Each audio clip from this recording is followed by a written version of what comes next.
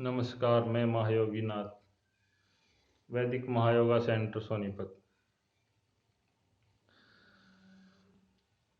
चेतना की शुरुआत से अब तक, मनुष्य की उत्पत्ति से आज तक जगत में मनुष्य ने जितना भी विकास किया है, उससे प्रकृति की रक्षा का उसने अपना दायित्व का निर्वहन नहीं किया। मनुष्य सदा पदार्थ के विषय में सोचता है, जबकि पदार्थ का मूल चेतना है।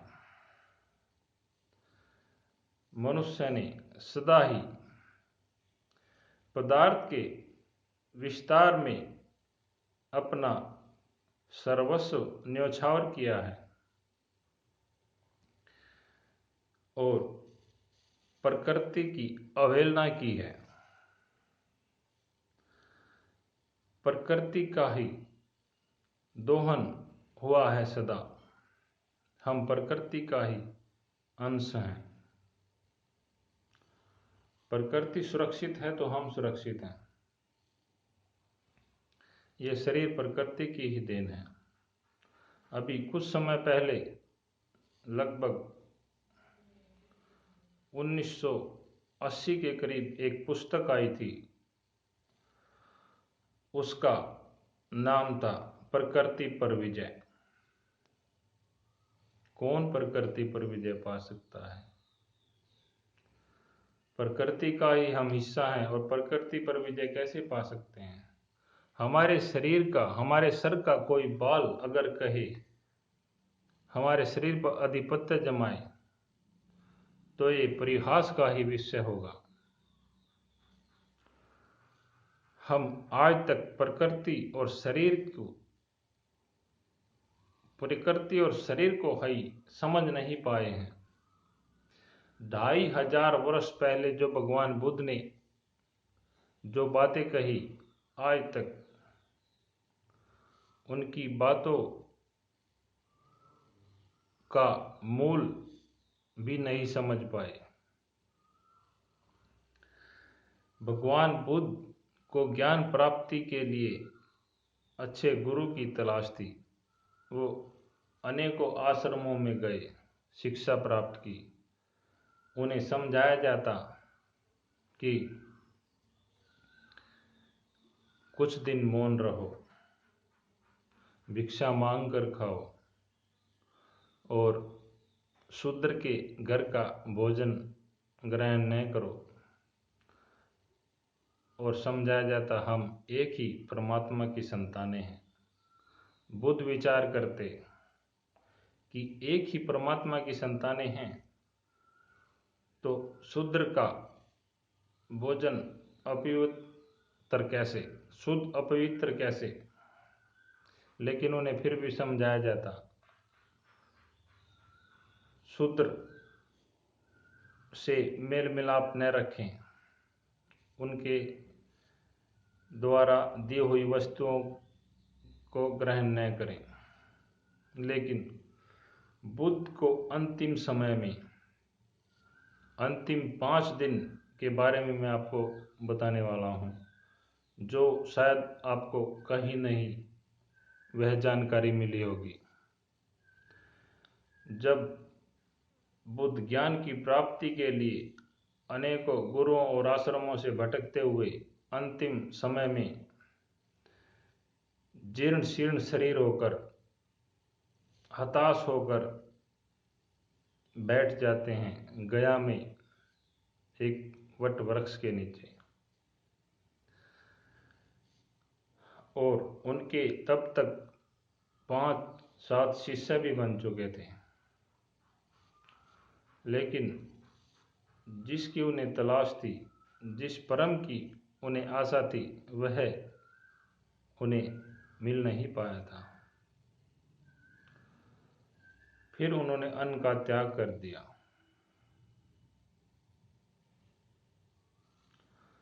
और फांसी की रात। जब बुद्ध अपनी लगभग अंतिम सांसें ही गिन रहे होंगे तो एक शूद्र महिला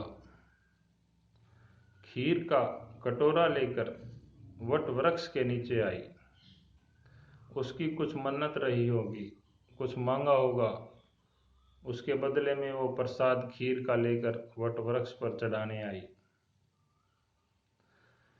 क्योंकि शूद्रों का मंदिर में प्रवेश भी निषेध था और भगवान बुद्ध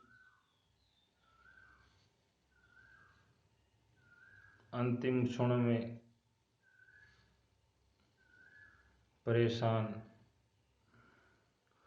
तब उन्होंने सोचा कि अब मेरे सामने जीवित रहने का मात्र एक ही विकल्प है,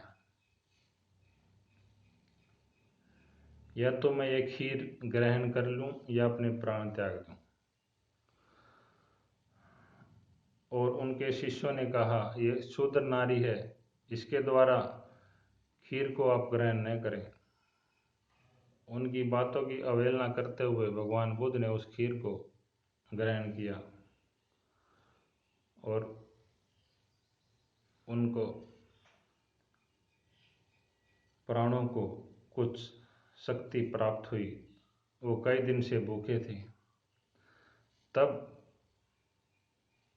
उनके शिष्य उनको छोड़कर चले गए कि इन्होंने शूद्र नारी द्वारा दी हुई भेंट स्वीकार की। तब भगवान बुद्ध ने विचार किया, ये संसार सब उस परमात्मा ने ही बनाया है, ये शूद्र नारी भी उस परमात्मा ने ही बनाई है, तो फिर भेद किस बात का। तब बुद्ध को ज्ञान की प्राप्ति हुई। ज्ञान प्राप्ति के पश्चात भी उन्होंने मौन धारण किए रखा।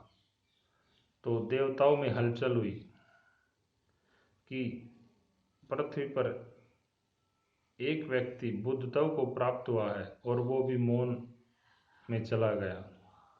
देवताओं ने आकर कहा कि हे बुद्ध, तुम जो तुम्हें प्राप्त हुआ है वह मनुष्यों को बताओ, ज्ञान का प्रचार करो। भक्ति, परमात्मा की भक्ति, ईश्वर की इच्छा का प्रचार करो। तब भगवान बुद्ध ने कहा, यहाँ मानने वाले बहुत कम हैं, सुनने वाले बहुत कम हैं, संसार में सुनाने वाले ज़्यादा हैं। तो देवताओं ने कहा, कुछ तो तुम्हारी बातों को मानेंगे, कुछ तो तुम्हारी बातों पर अमल करेंगे, जो तुम्हें प्राप्त हुआ है उसको बताओ। लेकिन थोड़ी देर विचार विमर्श होने के पश्चात बुद्ध ने उनकी बातों को मान लिया। तब वह भ्रमण करते हुए सारनाथ में पहुंच गए। तभी उनके वो शिष्य जो उनको छोड़कर आ गए थे वहां मिले और उन्होंने दूर से देखा कि बुद्ध आ रहे हैं। तब उन्होंने मुंह फेर लिया। लेकिन जब बुद्ध उनके पास आए, उन्होंने भागकर उनके चरणों को पकड़ लिया। वे समझ चुके थे कि बुद्ध अब भगवान हो चुके हैं। बुद्ध भगवान ने कहा था। जब उनसे पूछा कि तुम्हें क्या ज्ञान प्राप्त हुआ है, क्या मिला है, तो बुद्ध भगवान ने कहा, वहाँ कोई दुख नहीं, उस स्थिति में दुख की प्रतीति नहीं है। परम सत्य को जानने के पश्चात दुख नहीं है। तब मनुष्य ने कहा, काफी मनुष्य एकत्र होकर उन्होंने कहा कि है क्या। बुद्ध मौन हो गए। जब बुद्ध की वो दो बातों को ही नहीं समझ पाए तो आगे क्या समझ सकते थे। और वही आज तक संसार में चला आ रहा है। हम एक दूसरे में भेद करने में ही उलझे हुए हैं। प्रकृति ने ही हमारे शरीर को बनाया है, वही शरीर शूद्र का है, वही खून शूद्र का है, वही हमारा है। यही कारण है प्रतिद्वंदिता का, असहिष्णुता का संसार में। यह संसार जो बनने के लिए हुआ है वो अभी तक बन नहीं पाया है।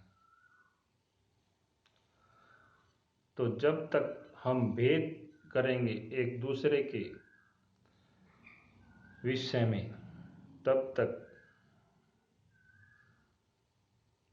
यह समस्या जो वर्षों से चली आ रही है, चली आती ही रहेगी। धन्यवाद।